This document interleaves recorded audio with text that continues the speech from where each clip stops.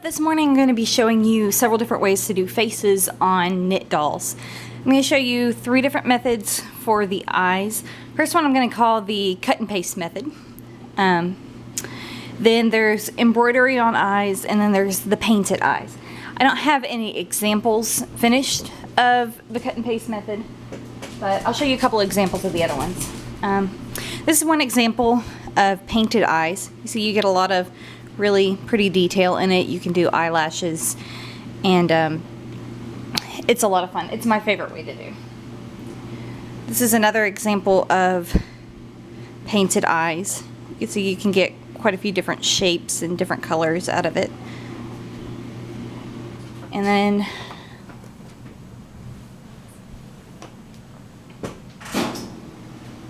a couple of different embroidery styles. This is a completely embroidered face. The lips and the eyes are both embroidered. And same with this one.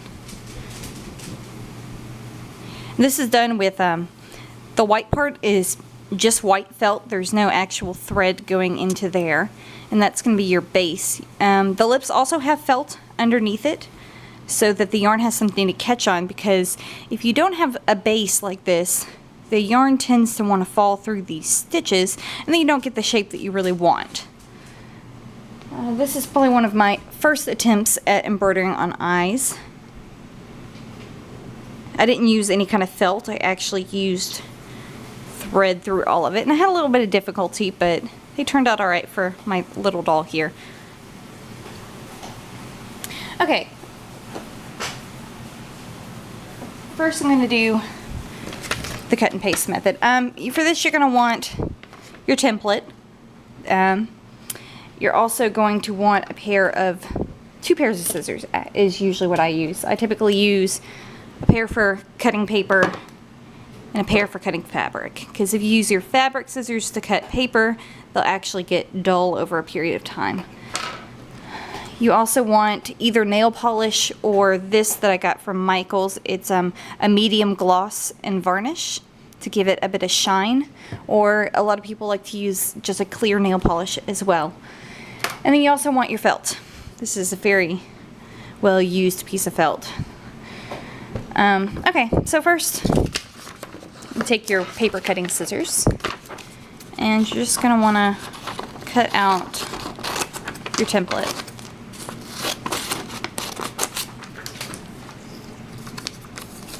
I'm just going to do one eye for now.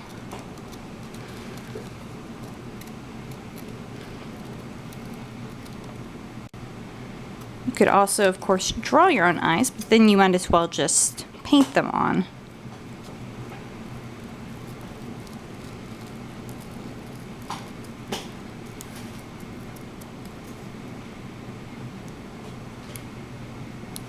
Okay. Then you're just going to take some of your fabric glue.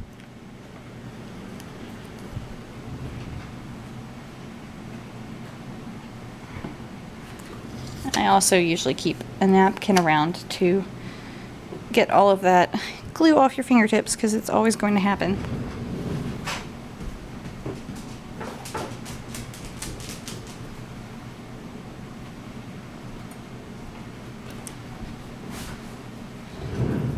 Okay, so then you glue your piece of paper onto the fabric.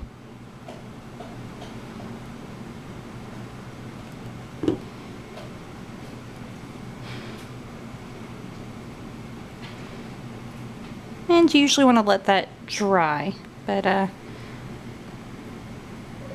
I don't really have a whole lot of time, I'll just go ahead and show you. Then you take your nail polish, or in this case, varnish, and you want to coat it. That'll give it a little bit extra strength, and it'll also give a little bit of shine to it. Because, real eyes have water in it, so they definitely give off a good shine.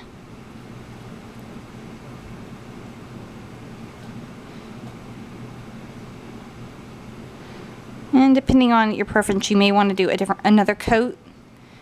This will just give it a little bit more strength, but also with strength you lose a little bit of flexibility. And when you put it on your doll eyes, the skull of the doll, of course, has a bit of a curve to it, so I typically bend it a little bit onto the doll. Anyways, I'm not sure if you can see the reflection on it. I think you can. But anyways, by putting that varnish over it, just gives it some reflection, so it makes it look a little bit more real. And then you take your fabric scissors and you cut along the eye. And typically I would usually let this dry, and then I would go back with the glue later, lift up the edges and kind of glue along the edges, because I normally don't get all of it just in one shot.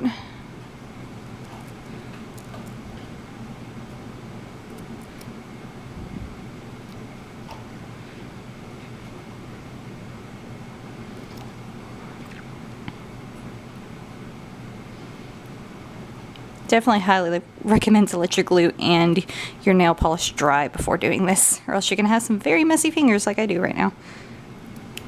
Okay, anyway, so here's your pretty little eye. And of course you'd usually do both eyes. And then you just take your doll and you would glue it on there. I typically start gluing in the middle, just put a little bit in the middle. I put the eye where I want it, press it on there, and let it dry. Once that glue is dry, then I'll do one corner over here, and I'll press it down against the skull, let that dry. Then I'll come back over here, because usually this will lift up like it's doing now when I put pressure on it. Put glue over there, and then I'll hold both sides down, because you typically want to try to get the fabric to curve. You kind of see how it's curving? Okay, so that's what you want it to do. You want it to be able to sit on the eye a little bit more naturally.